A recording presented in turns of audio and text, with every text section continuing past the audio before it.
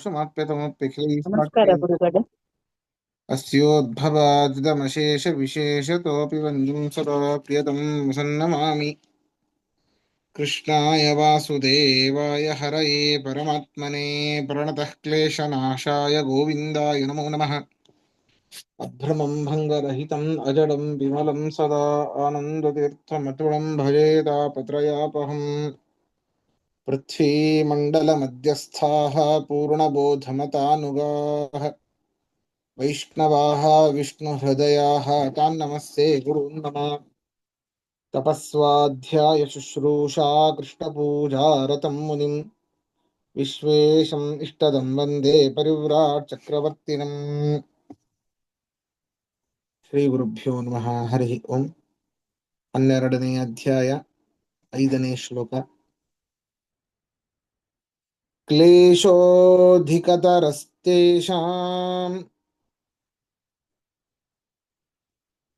ಅವ್ಯಕ್ತಾಸಕ್ತಚೇತಸಾಂ ಅವ್ಯಕ್ತಾ ಹಿ ಗತಿರ್ದುಃಖಂ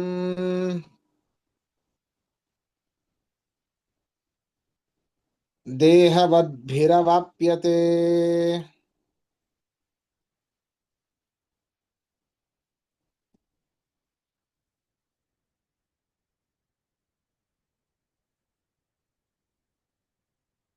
ಕೃಷ್ಣ ಬರೀ ರಮೆಯನ್ನ ಪೂಜೆ ಮಾಡೋದ್ರಿಂದಾಗಿ ಅವರಿಗೆ ಅಷ್ಟು ಸುಲಭವಾಗಿ ಮೋಕ್ಷ ಸಿಗೋದಿಲ್ಲ.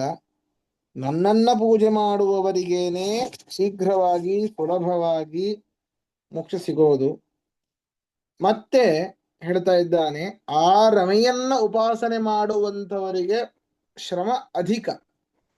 ಕ್ಲೇಶೋಧಿಕತರ, ಅಧಿಕ, ಅಧಿಕತರ, ಅಧಿಕತಮ, ಗುಡ್, ಬೆಟರ್, ಬೆಸ್ಟ್ ಅನೇಕ ಬಾರಿ ಹೇಳಿದ್ದೇನೆ ನಾನು.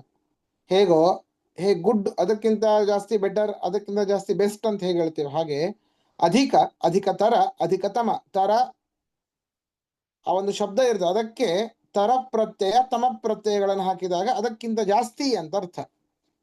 ಅಧಿಕ ತರಕ್ಕಿಂತ ಅಧಿಕತಮ ಜಾಸ್ತಿ.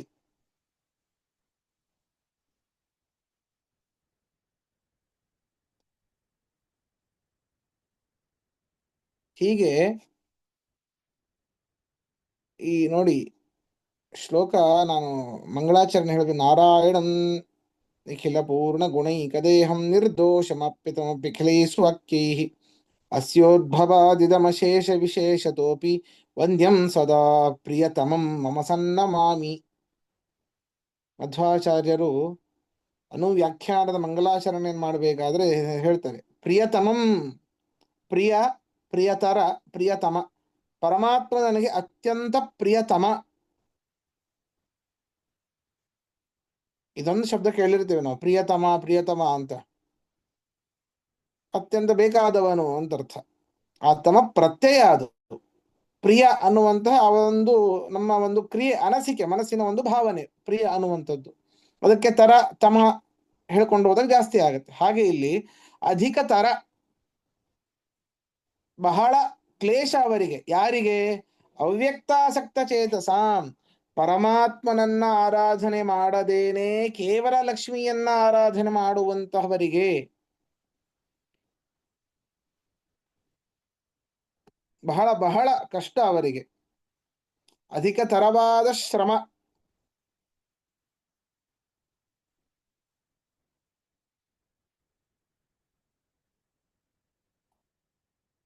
ಇಂತಹ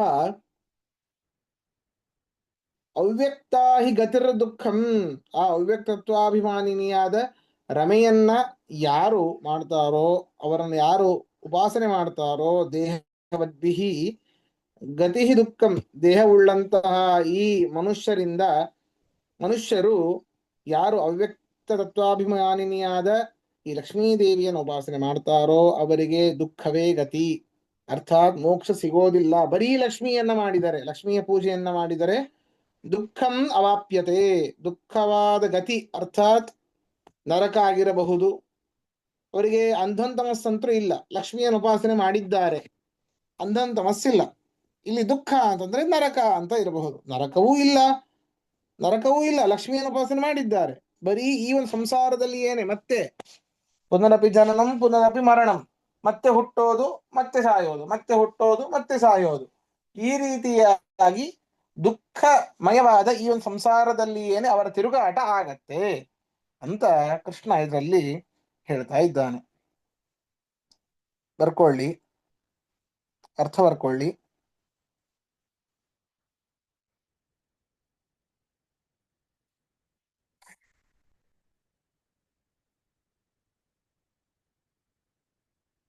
ಹ್ಮ್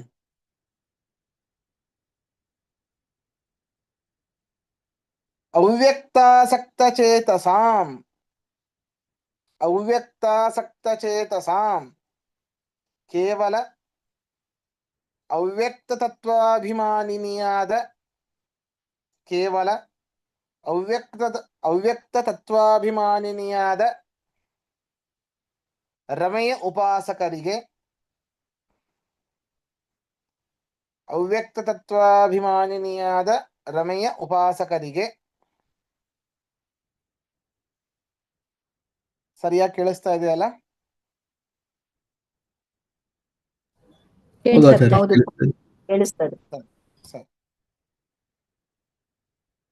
ಕೇವಲ ಅವ್ಯಕ್ತ ತತ್ವಾಭಿಮಾನಿನಿಯಾದ ರಮೆಯ ಉಪಾಸಕರಿಗೆ ಕ್ಲೇಶಃ ಆಯಾಸವು ಅಧಿಕತರಃ ಹೆಚ್ಚು,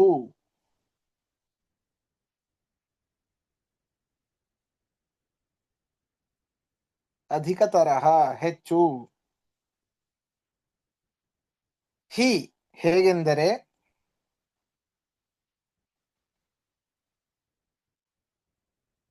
ಹಿ ಏಕೆಂದರೆ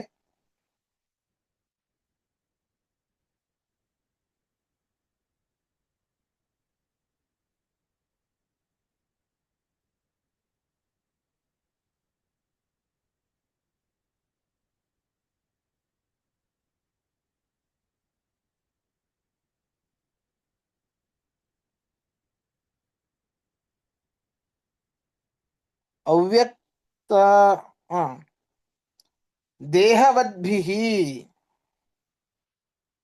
ದೇಹವುಳ್ಳ ಸಾಧಕರಿಂದ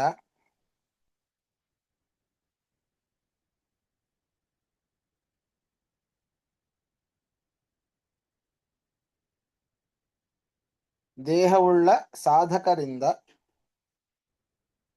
ಅವ್ಯಕ್ತ ರಮೆಯ ಮೂಲಕ ಕೇವಲ ರಮೆಯ ಉಪಾಸಕರಿಗೆ,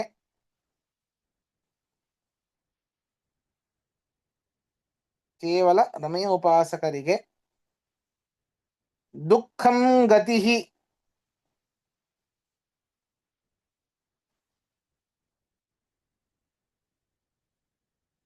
ದುಃಖವಾದ ಗತಿಯು,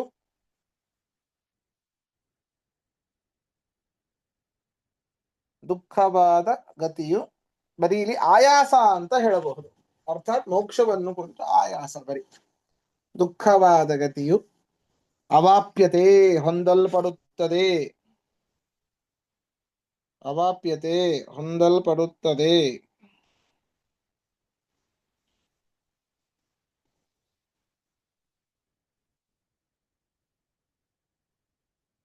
ಪ್ರಶ್ನೆ ಇದ್ರೆ ಕೇಳಿ.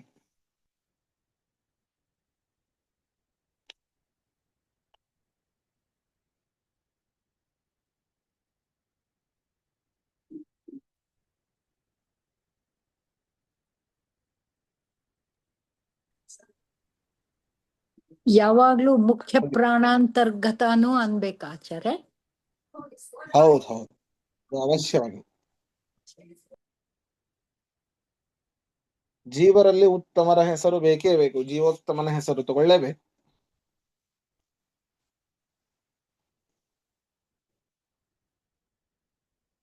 ಸರಿ, ಮುಂದೆ ಹೋಗೋಣ. ನಮಗೆ ಕೆಲವೊಮ್ಮೆ ಅನಿಸ್ತಾ ಇರ್ತದೆ, ಅಯ್ಯೋ ಈ ಜನ್ಮದಲ್ಲಿ ಮೋಕ್ಷ ಪಡೆಯೋದಕ್ಕಂತೂ ಸಾಧ್ಯ ಇಲ್ಲ. ಯಾಕೆ? ನಾವು ನಮ್ಮ ಗುರುಗಳಷ್ಟು ಭಕ್ತಿಯನ್ನ ಮಾಡ್ಲಿಕ್ಕೆ ಸಾಧ್ಯ ಇಲ್ಲ, ನಮ್ಮ ಪೂರ್ವಜರಷ್ಟು ಭಕ್ತಿಯನ್ನ ಮಾಡ್ಲಿಕ್ಕೆ ಸಾಧ್ಯ ಇಲ್ಲ. ಅಥವಾ ಅವರಷ್ಟು ಪೂಜೆಯನ್ನ ಮಾಡ್ಲಿಕ್ಕೆ ಸಾಧ್ಯ ಇಲ್ಲ, ಅವರಷ್ಟು ವ್ರತಗಳನ್ನ ಆಚರಣೆಗಳನ್ನ ಮಾಡ್ಲಿಕ್ಕೆ ಸಾಧ್ಯ ಇಲ್ಲ ಅಂತಂದ ಮೇಲೆ ನಮಗೆ ಹೇಗೆ ಮುಕ್ತಿ ಅಂತ ಕೆಲವೊಮ್ಮೆ ಬರ್ತದೆ. ಸಾಧನೆಗಳಲ್ಲಿ ಅನೇಕ ನ್ಯೂನತೆಗಳು ನಮ್ಮಲ್ಲಿ ಬಂದೇ ಬರ್ತದೆ. ಎಷ್ಟೋ ಗೊತ್ತಿದ್ದಷ್ಟಾದ್ರೂ ನಾವು ಸಾಧನೆ ಮಾಡಿದರೆ ಅದರಲ್ಲೂ ನ್ಯೂನತೆಗಳು ಇದ್ದೇ ಇರ್ತದೆ. ಹೌದು, ಯಾವ ತಲೆಯನ್ನು ಕೆಡಿಸ್ಕೊಳ್ಳೋದು ಬೇಡ. ನಿಮಗೆ ಎಷ್ಟು ಸಾಧನೆ ಆಗುತ್ತೋ, ಎಷ್ಟೇ ನ್ಯೂನತೆಗಳಿರಲಿ, ಅದನ್ನ ಪರಮಾತ್ಮನಿಗೆ ಸಮರ್ಪಣೆ ಮಾಡಿಬಿಡಿ. ನೀವು ಮಾಡಿದಂತಹ ಕರ್ಮಗಳನ್ನು ಪರಮಾತ್ಮ ಉದ್ಧಾರ ಮಾಡ್ತಾನೆ ಅಂತ ಈ ಶ್ಲೋಕದಲ್ಲಿ ಹೇಳ್ತಾ ಇದ್ದಾರೆ. ಕೃಷ್ಣನೇ ಹೇಳ್ತಾ ಇದ್ದಾನೆ, ಏತು ಸರ್ವಾಣಿ ಕರ್ಮಾಣಿ ಮಯಿ ಸನ್ಯಸ್ಯ ಮತ್ಪರಾಃ ಅನನ್ಯೇನೈವ ಯೋಗೇನ ಮಾಂ ಧ್ಯಾಯಂತ ಉಪಾಸತೆ.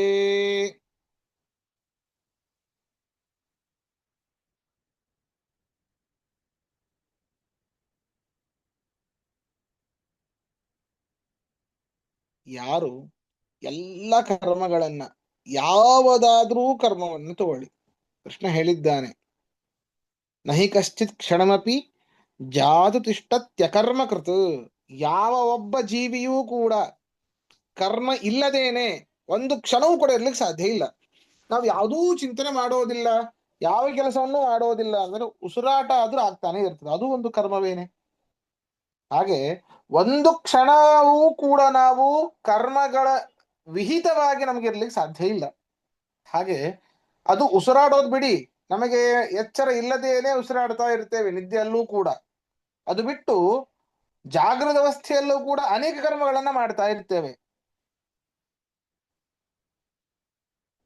ಯಾವುದಾದ್ರೂ ಕರ್ಮವನ್ನು ತಗೊಳ್ಳಿ, ಬೆಳಗ್ಗೆಯಿಂದ ಶುರು ಮಾಡಿ ರಾತ್ರಿಯ ತನಕ ಎಷ್ಟು ಕರ್ಮಗಳನ್ನು ಮಾಡ್ತೇವೆ.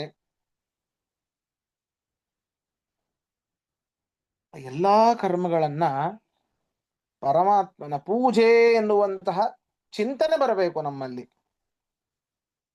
ನೋಡಿ, ಯಾವುದಾದ್ರೂ ಕರ್ಮ ತಗೊಳ್ಳಿ, ಕೂಸಿಗೆ ಉಣಿಸ್ತಾ ಇರಬಹುದು,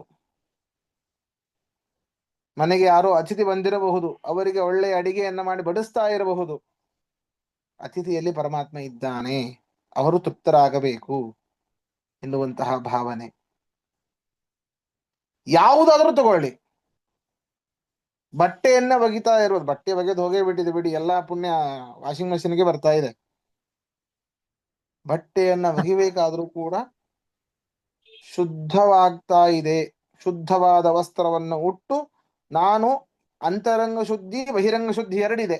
ಬಹಿರಂಗ ಶುದ್ಧಿಯಲ್ಲಿ ಇದು ಒಂದು ಸ್ನಾನವನ್ನ ಮಾಡಬೇಕಾದ್ರೆ, ತದನಂತರ ವಸ್ತ್ರವನ್ನ ಧರಿಸಬೇಕಾದ್ರೆ ಎಲ್ಲವೂ ಪರಮಾತ್ಮನ ಪೂಜೆ ಎನ್ನುವಂತಹ ಭಾವನೆ ಬರಬೇಕು. ಈ ಒಂದು ಚಿಂತನೆ ಮಾಡಿ, ನಾನೇ ಮಾಡ್ತಾ ಇಲ್ಲ, ನಾವೆಲ್ಲ ಕೇಳ್ತೇವೆ, ಊಟ ಐತೇನ್ರಿ, ಹಾ ಸರಿ ಚೆನ್ನಾಗಿತ್ತು, ಊಟ ಮಾಡಿದೆ ಅಂತ ಹೇಳ್ತೀರಿ. ಊಟ ಮಾಡಿದ್ರ ನೀವು? ಪರಮಾತ್ಮ ನಿಂತು ಮಾಡಿಸಿದ್ದಕ್ಕೆ ಮಾಡಿದ್ದು ನೀವು ಅಷ್ಟೇ. ಅಬ್ಬಾ, ಇದರ ಒಂದು ಈ ರೀತಿ ಒಂದು ಚಿಂತನೆ ಜಡಭರತರನ್ನ ನೋಡಿ ಕಲಿಬೇಕು. ಯಾವ ರಾಜನ ಪಲ್ಲಕ್ಕಿಯನ್ನು ಹೊತ್ತಿರ್ತಾರವರು? ರಹುಗುಣ. ರಹುಗಣ, ಹೌದು. ರಹುಗಣ. ಅವನು ಸ್ವಲ್ಪ ಕೆಳಗೆ ಮೇಲೆ ಆದಾಗ ಬೈತಾನೆ. ಅದಕ್ಕೆ ಸರಿಯಾಗಿ ಹೊರಲಿಕ್ಕೆ ಆಗೋದಿಲ್ಲ ನಿನಗೆ, ಬಾಯಿ ಬಂದಂಗೆ ಬೈತಾನೆ, ಸುಮ್ಮನೆ ಕೊಡ್ತಾರವರು. ಆಮೇಲೆ ಅವರ ಮುಖದ ಕಾಂತಿಯನ್ನು ನೋಡಿ, ಯಾಕೆ ಇಷ್ಟು ಬೈದು ಸುಮ್ಮನೆ ಕೂತಿದ್ದಿಲ್ಲ ಅಂತ ಕೇಳಿದಾಗ, ನಾ ಪಲ್ಲಕ್ಕಿಯಲ್ಲಿ ಹೊತ್ತಿದ್ದೇನೆ, ನನ್ನ ಕೈಗಳು ಹೊತ್ತಿವೆ, ಆ ಕೈಗಳನ್ನಿಟ್ಟಿರುವುದು ನನ್ನ ಈ ಒಂದು ಶರೀರ, ಅದು ಹೊತ್ತಿರೋದು ನನ್ನ ಈ ಟೊಂಕದ ಭಾಗ, ಸೊಂಟದ ಭಾಗ, ಅದು ಹೊತ್ತಿರೋ ನನ್ನ ತೊಡೆಯನ್ನು ಹೊತ್ತಿರೋದು ಮೊಣಕಾಲು, ಮೊಣಕಾಲು ಹೊತ್ತಿ ನನ್ನ ಪಾದವನ್ನು ಹೊತ್ತಿರೋದು ಈ ಭೂಮಿಯನ್ನು ಹೊತ್ತಿರುವನು ಶೇಷವನ್ನು ಹೊತ್ತಿರೋದು ವಾಯುಕೂರ್ಮ ಹೊತ್ತಿರೋದು ವಿಷ್ಣು ಕೂರ್ಮ. ಈ ರೀತಿ ಚಿಂತನೆ ಯಾರಿಗ್ ಬರುತ್ತೆಪ್ಪ? ಎಲ್ಲ ಪರಮಾತ್ಮ ಮಾಡಿಸ್ತಾ ಇದ್ದಾನೆ.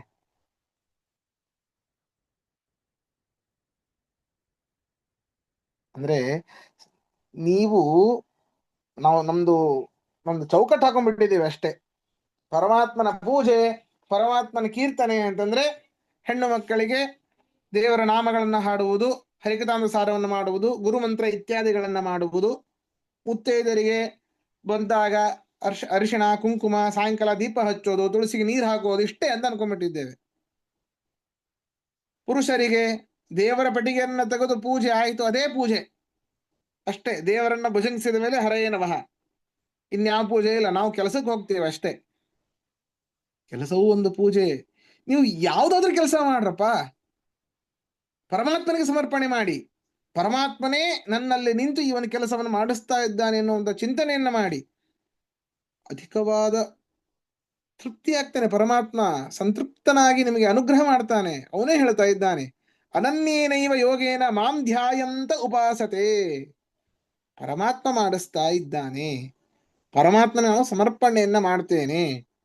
ಶ್ರೀದೇವಿ ಮೊದಲಾದ ಆ ಪರಿವಾರ ದೇವತೆಗಳು, ಅನೇಕ ಸಣ್ಣ ಸಣ್ಣ ತತ್ವಾಭಿಮಾನಿ ದೇವತೆಗಳು ನನ್ನಲ್ಲಿ ನಿಂತು ಈ ಒಂದು ಕೆಲಸವನ್ನ ಮಾಡಿಸಿ ಪರಮಾತ್ಮನ ಸಮರ್ಪಣೆ ಮಾಡ್ತಾ ಇದ್ದಾರೆ. ಈ ರೀತಿ ಒಂದು ಅನುಸಂಧಾನ ಬಂದಾಗ ಅದು ಯಾವುದೇ ಕೆಲಸ ಆಗಿರಬಹುದು, ಅತ್ಯಂತ ಅಲ್ಪ ಕೆಲಸವಾಗಿರಬಹುದು, ನಾನು ಅವರಿಗೆ ಬಹು ಬೇಗ ಉದ್ಧಾರ ಮಾಡ್ತೇನೆ ಅಂತ ಕೃಷ್ಣ ಇದರಲ್ಲಿ ಹೇಳ್ತಾ ಇದ್ದಾನೆ.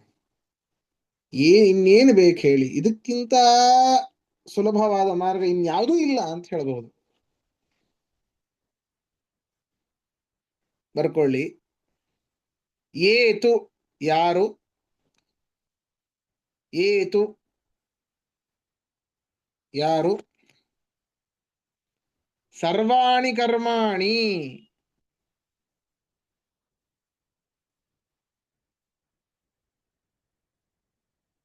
ಸರ್ವಾಣಿ ಕರ್ಮಾಣಿ, ಎಲ್ಲಾ ಸಕಲ ಕರ್ಮಗಳನ್ನು,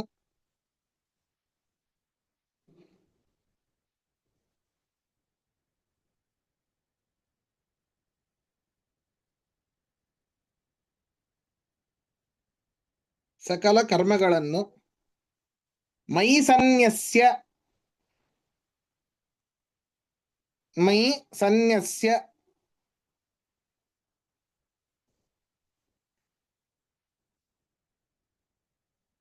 ಸ್ವತಂತ್ರನಾದ ಶ್ರೀಹರಿಯೇ ನನ್ನಲ್ಲಿ ಇದ್ದುಕೊಂಡು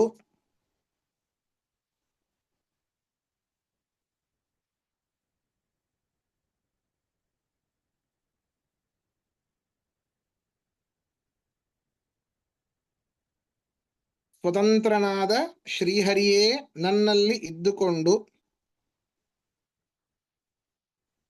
ಮತ್ಪರಾಹ,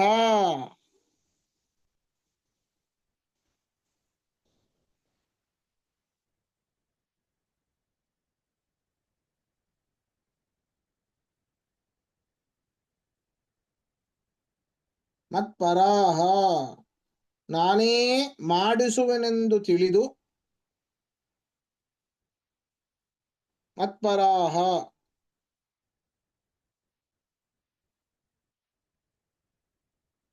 ನಾನೇ ಮಾಡಿಸುವೆನೆಂದು ತಿಳಿದು,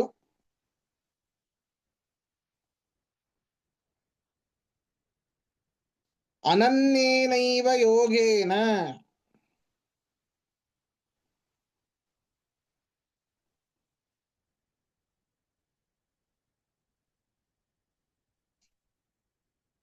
ಅನನ್ಯೇನೈವ ಯೋಗೇನ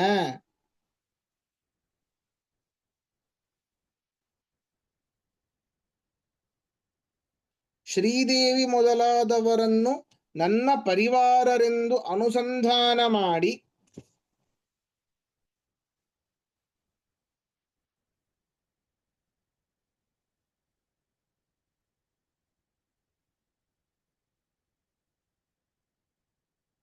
ಶ್ರೀದೇವಿ ಮೊದಲಾದವರನ್ನು ನನ್ನ ಪರಿವಾರರೆಂದು ಅನುಸಂಧಾನ ಮಾಡಿ ಮಾಂ ಧ್ಯಾಯಂತ ನನ್ನ ಪೂಜಾರೂಪವೆಂದು ಚಿಂತಿಸಿ, ನನ್ನ ಪೂಜಾರೂಪವೆಂದು ಚಿಂತಿಸಿ ಉಪಾಸತೆ ಉಪಾಸಿಸುವರೋ. ಇಲ್ಲಿ ಉದ್ಧಾರ ಮಾಡ್ತೇನೆ ಅನ್ನುವಂತಹ ಶಬ್ದ ಈ ಒಂದು ಶ್ಲೋಕದಲ್ಲಿ ಇಲ್ಲ, ಮುಂದೆ ಇದೆ, ಮುಂದಿನ ಶ್ಲೋಕದಲ್ಲಿ ಇದೆ.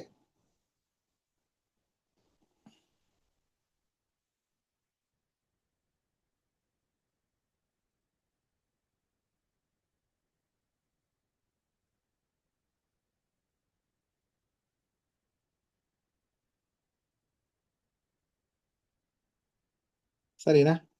ಉಪಾಸತೆ ಉಪಾಸಿಸುವರೋ, ಬ್ರಾಕೆಟ್ ಅಲ್ಲಿ ಬರ್ಕೊಳ್ಳಿ, ಅವರನ್ನು ನಾನು ಬೇಗ ಉದ್ಧರಿಸುತ್ತೇನೆ ಅಂತ ಬರ್ಕೊಳ್ಳಿ. ಅವರನ್ನು ನಾನು ಬೇಗ ಉದ್ಧರಿಸುತ್ತೇನೆ.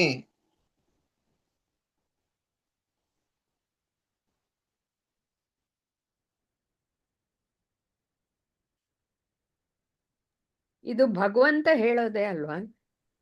ಹೌದು ಹೌದು ಹೌದು. ಮತ್ತೆ ಅಲ್ಲಿ ಮೈ ಸನ್ನಯಸ್ಯ ಅದಕ್ಕೆ ನೀವು ಸ್ವತಂತ್ರನಾದ ಶ್ರೀಹರಿ ನನ್ನಲ್ಲಿ ಇದ್ದು ಅಂದ್ರೆ ಅವನ ಅನುಸಂಧಾನ ಅಲ್ಲ, ಹೇಳೋದು ಪರಮಾತ್ಮನೇ, ಹ್ಮ್ ಸರಿನಾ? ಈ ರೀತಿ ಅನುಸಂಧಾನ ಆ ಮಾಡುವಂತಹ ಸಾಧಕ ಮಾಡಬೇಕು ಅಂತ. ಹ್ಮ್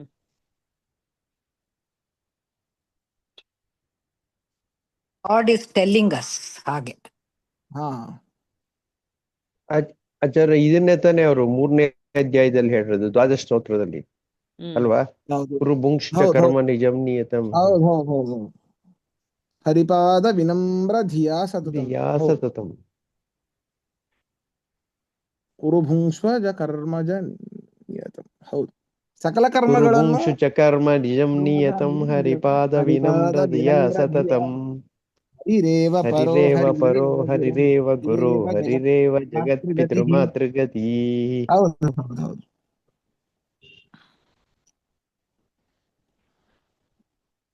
ಮುಂದೆ ನೋಡಿ, ಮುಂದಿನ ಶ್ಲೋಕ. ತೇಷಾಮಹಂ ಸಮುದ್ಧರ್ತ ಮೃತ್ಯು ಸಂಸಾರ ಸಾಗರಾತ್ ಭವಾಮಿ ನ ಚಿರಾತ್ ಪಾರ್ಥ ಮಯ್ಯಾವೇಶಿತ ಚೇತಸಾಂ.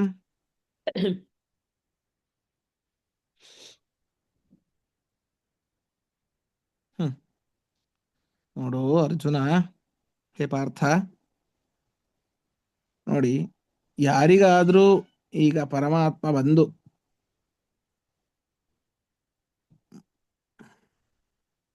ಎಲ್ಲಾ ಸೌಕರ್ಯಗಳನ್ನ ಪರಮಾತ್ಮ ಕೊಟ್ಟಿದ್ದಾನೆ ಅಂತ ಅನ್ಕೊಳ್ಳಿ. ಈ ಒಂದು ಸಂಸಾರದಲ್ಲಿ ಏನೇ ಆರಾಮಾಗಿ ಇನ್ನೂ ಒಂದಿಷ್ಟು ಪರಮಾತ್ಮ ಬಂದು 100 ವರ್ಷ ಆಯುಷ್ಯ, ಅದಕ್ಕಿಂತ 200 ವರ್ಷ ಆಯುಷ್ಯ ಕೊಟ್ಟಿದ್ದೇನೆ ಅಂತ ನಮಗೆ ಅನುಗ್ರಹ ಮಾಡ್ತಾನೆ.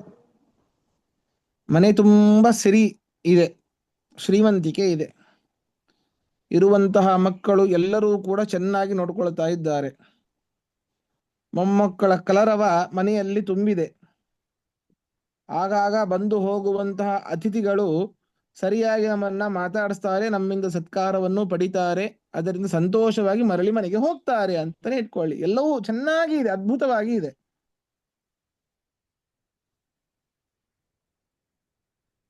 ಆದ್ರೂ ಪರಮಾತ್ಮ ಬಂದು ಮೋಕ್ಷ ಕೊಡ್ತೇನೆ ಅಂತಂದ್ರೆ ಬರ್ತೀಯ ಅಂತ ಕೇಳಿದ್ರೆ ನಮ್ಮ ಉತ್ತರ ಏನಾಗಿರುತ್ತೆ? ನಾವು ಇಲ್ಲೇ ಇರ್ತೀವಿ ಅಂತ ಎಲ್ಲವೂ ಇದೆ ಇಲ್ಲಿ, ಹೌದಾ? ಇಲ್ಲೇ ಇರ್ತೀವಿ ಅಂತ ಹೇಳ್ತೀರೋ ಅಥವಾ ದಯವಿಟ್ಟು ಮೋಕ್ಷವನ್ನ ಕರುಣಿಸು ಅಂತ ಹೇಳ್ತೀರೋ?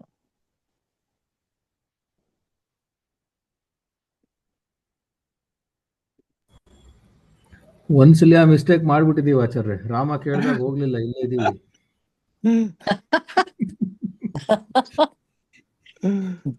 ಈ ಸಲ ಅಪ್ಪಿ ಅದರ ಕೇಳಲ್ಲ ಹತ್ರ ಹೊರಗಡೆ. ಕೂಡ ಬರಲ್ಲ.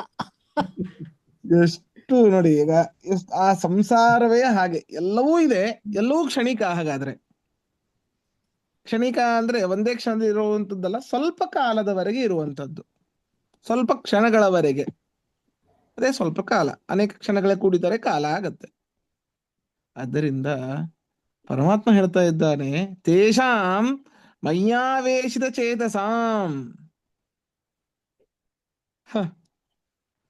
ನನ್ನಲ್ಲಿ ಮನಸ್ಸಿಟ್ಟ ಸಾಧಕರಿಗೆ ಈ ಮರಣರೂಪವಾದ ಸಾಗರದಿಂದ ಅಚಿರಾದೇವ ಉದ್ಧರ್ತ, ಶೀಘ್ರವೇ ನಾನು ಅವರಿಗೆ ಅನುಗ್ರಹ ಮಾಡ್ತೇನೆ.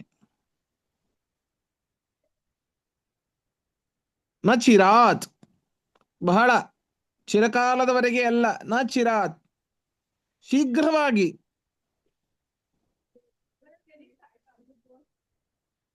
ಮೃತ್ಯು ಸಂಸಾರ ಸಾಗರಾತ್ ಸಮುದ್ಧರ್ಥ ಭವಾಮಿ, ನಾನು ಶೀಘ್ರವಾಗಿಯೇನೆ ಅಂಥವರಿಗೆ ನಾನು ಉದ್ಧಾರಕನಾಗ್ತೇನೆ. ಶೀಘ್ರವಾಗಿ ನೋಡಿ ಎಷ್ಟು ಸುಲಭವಾದ ಉಪಾಯ. ಸಕಲ ಕರ್ಮಗಳನ್ನು ನನಗೆ ಅರ್ಪಿಸ್ಬಿಡಿಯಪ್ಪ, ಸಾಕು, ಬೇರೆ ಏನೇನೇನೇನೇನೇನೂ ಬೇಡ. ಕೇಳ್ತಾ ಇದ್ದೀರಾ? ಅದಕ್ಕೆ ಪಾಠದ ಕೊನೆಯಲ್ಲಿ ಕೃಷ್ಣಾರ್ಪಣಮಸ್ತು ಅಂತ ಹೇಳೋದು. ಅವನಿಗೆ ಅರ್ಪಣೆ ಆಗಲಿ. ಗೊತ್ತಿಲ್ಲ, ಅದೊಂದು ಶೈಲಿ ಬಂದಿದೆ ಅಂತ ಅನ್ಕೊಂಡ್ಬಿಟ್ಟಿದ್ದೇವೆ ಅಷ್ಟೇ. ಪ್ರವಚನದ ನಂತರ, ಪಾಠದ ನಂತರ ಹಿಂದಿನವ್ರು ಹೇಳ್ಕೊಂಡ್ ಬಂದಿದ್ದಾರೆ, ನಾವು ಹೇಳ್ತಾ ಹೋಗೋದಷ್ಟೇ. ಏನ್ ಅರ್ಥ ಏನದದ್ದು? ಕೃಷ್ಣಾರ್ಪಣಮಸ್ತು, ಕೃಷ್ಣನಿಗೆ ಅರ್ಪಣೆ ಆಗಲಿ ಅಂತ ಅರ್ಥ. ಅದರಿಂದ ಸಕಲ ಕರ್ಮಗಳು ಬರೀ ಇದೊಂದೇ ಅಲ್ಲ. ಎಲ್ಲಿಯ ತನಕ ಮನಸ್ಸು ಪರಮಾತ್ಮನಲ್ಲಿ ನೆಲೆಗೊಳ್ಳುತ್ತೋ ಅಲ್ಲಿಯ ತನಕ ಅದು ಅದ್ಭುತವಾದ ಕರ್ಮ. ಅದನ್ನ ಪರಮಾತ್ಮನಿಗೆ ಸಮರ್ಪಣೆ ಮಾಡಲೇಬೇಕು, ಮಾಡೇ ಮಾಡ್ತೀರಿ. ಇನ್ನುಳಿದ ಹಗಲು ನಿನ್ನ ನೆನೆಯಲಿಲ್ಲ ಹಸಿವೆ ತೃಷೆಯಿಂದ, ಇರುಳು ನಿನ್ನ ನೆನೆಯಲಿಲ್ಲ ನಿದ್ರೆ ಭರದಿಂದ, ಇವೆರಡರ ಬಾಧೆಗೆ ನಾ ಒಳಗಾದೆ ಪುರಂದರ ವಿಠಲ. ವಿಠಲ ಸಲಹೋ ಸ್ವಾಮಿ ನಮ್ಮ ವಿಠಲ ಜಗದಂತರಿಯ. ಆಯ್ತು, ನಿದ್ರೆ ಮಾಡ್ತೀರಾ? ಅದ್ಭುತವಾದ ನಿದ್ದೆ ಆಯ್ತಾ? ಸರಿ, ಪರಮಾತ್ಮನ ಸಮರ್ಪಣೆ ಮಾಡಿ. ತೂಕಡಿಕೆ ಬಂತ, ಆಕಳಿಕೆ ಬಂತ, ಬಿಕ್ಕಳಿಕೆ ಬಂತ, ಬಾಯಾರಿಕೆ ಆಯ್ತಾ? ಅದನ್ನ ಪರಿಹಾರ ಮಾಡ್ಕೊಳ್ಳಿಕ್ಕೆ ಯಾವ್ಯಾವ ಕರ್ಮಗಳನ್ನ ಮಾಡ್ತೀರೋ ಅದನ್ನೆಲ್ಲವನ್ನೂ ಕೂಡ ಪರಮಾತ್ಮ ಸಮರ್ಪಣೆ ಮಾಡಿ. ಅಚಿರಾದೇವ ಸಮುದ್ಧರ್ಥ ಭವಾಮಿ, ಶೀಘ್ರವೇನೆ ನಾನು ಅವರನ್ನ ಉದ್ಧಾರ ಮಾಡ್ತೇನೆ. ಯಾರು ಹೇಳ್ತಾರ್ರಿ? ಯಾವ ದೇವತೆ ಹೇಳಿದ್ದಾನೆ ಹೇಳ್ರಿ ಹೀಗೆ? ಯಾರೂ ಹೇಳಿಲ್ಲ. ಅದರಿಂದ ಆಗುವಷ್ಟು ಏಳುವಾಗಲಿ ಮತ್ತು ಕುಳಿತಿರುವಾಗಲಿ, ಬೀಳುವಾಗಲಿ ಮತ್ತು ಕೇಳುವಾಗಲಿ, ಬಾಳುವಾಗಲಿ ಭೋಜನ ನಾನಾ ಷಡ್ರಸ ಸಮ್ಮೇಳನವಾಗಲಿ, ಮೇಲು ಪುತ್ರಾದಿಯೊಡನೆ ಖೇಳವಾಗಿ ಮರುಜ ಮರ್ಯಾದೆ ನಿನ್ನಯ ನಾಲಿಗೆ ಕೊನೆಯಲ್ಲಿ ಧನ್ವಂತ್ರಿ ಎಂದು ಒಮ್ಮೆ ಕಾಲ ಅಕಾಲದಲ್ಲಿ ಸ್ಮರಿಸಿದರೆ ಅವಗೆ ವ್ಯಾಳಗೆ ಭವಬೀಜ ಪರಿಹಾರ. ಧನ್ವಂತ್ರಿ ಸುಳಾದಿಯಲ್ಲಿ ವಿಜಯದಾಸರು ಹೇಳ್ತಾರೆ, ಉಂಬಾಗ ತಿಂಬಾಗ ನಡೆಯುವಾಗ ಬಾಗುವಾಗ ತೇಗುವಾಗ ಕೂಗುವಾಗ ಸದಾಕಾಲ ಪರಮಾತ್ಮನ ಒಂದು ಸ್ಮರಣೆ ಮಾಡುವಂತಹ ಎಲ್ಲ ಕ್ರಿಯೆಗಳನ್ನ ಪರಮಾತ್ಮನ ಸ್ಮರಣೆಯ ಮೂಲಕ ಅವನಿಗೆ ಸಮರ್ಪಣೆ ಮಾಡೋದು. ಆವಾಗ ಪರಮಾತ್ಮ ಶೀಘ್ರವಾಗಿ ಉದ್ಧಾರ ಮಾಡ್ತಾನೆ ಅಂತ ಅನೇಕ ದಾಸರೂ ಕೂಡ ಹೇಳಿದ್ದಾರೆ ಅಂತ ಈ ಒಂದು ಶ್ಲೋಕದ ತಾತ್ಪರ್ಯ. ಇದರ ಅರ್ಥವನ್ನ ನಾಳಿನ ಪಾಠದಲ್ಲಿ ನೋಡೋಣ. ಇದರಲ್ಲೇ ಶ್ರೀಕೃಷ್ಣ ಅನನ್ಯ ಚಿಂತೆಯಂತೋಮ ಕೂಡ ಇದರಲ್ಲೇ ಬರುತ್ತಲ್ಲ. ಗುರುಗಳೇ, ಅದು ಆಮೇಲೆ ಧನ್ವಂತರಿ ಸುಳಾದಿ ಅಲ್ವಾ? ಹೌದು ಹೌದು ಹೌದು ಹೌದು, ಹೇಳುವಾಗಲಿ ಕಾಲ ಕೂಗುವಾಗಲಿ ಹೇಳುವಾಗ ಕಳಿಸುವಾಗಲಿ. ಧನ್ವಂತರಿ ಮತ್ತೆ ಈ ಯೋಗಕ್ಷೇಮಂ ವಹಾಮ್ಯಹಂ ಅಂತ ಕೂಡ ಯಾವ ರಿಲಿಜನ್ ಅಲ್ಲೂ ಆ ಲೈನ್ ಎಲ್ಲೂ ಬರಲ್ಲ. ನಮ್ಮ ಹೌದು ಹೌದು ಹೌದು ಸಮಥಿಂಗ್ ಅಮೇಝಿಂಗ್. ಎಷ್ಟು ಕಾನ್ಫಿಡೆಂಟ್ ಆಗಿ ಹೇಳ್ತಾರೆ, ನಾವು ಕೇಳಿಸ್ಕೊಳ್ಳಲ್ಲ. ನಮಗ್ ಕಾನ್ಫಿಡೆನ್ಸ್ ಇಲ್ಲ ಪರಮಾತ್ಮನ ಮೇಲೆ. ನಮಗ್ ಕಾನ್ಫಿಡೆನ್ಸ್ ಇಲ್ಲ, ಅದೇ ಬಂದಿರೋದು ಅಷ್ಟೇ. ಸರಿ, ಹಾಗಾದ್ರೆ ಇವತ್ತಿನ ಪಾಠ ಮುಗಿಸೋಣ. ನಮಸ್ಕಾರ ಆಚಾರ್ಯ, ಚೆನ್ನಾಗಿತ್ತು. ನಮಸ್ಕಾರ ಗುರುಗಳು, ಧನ್ಯವಾದ. ನಮಸ್ಕಾರ.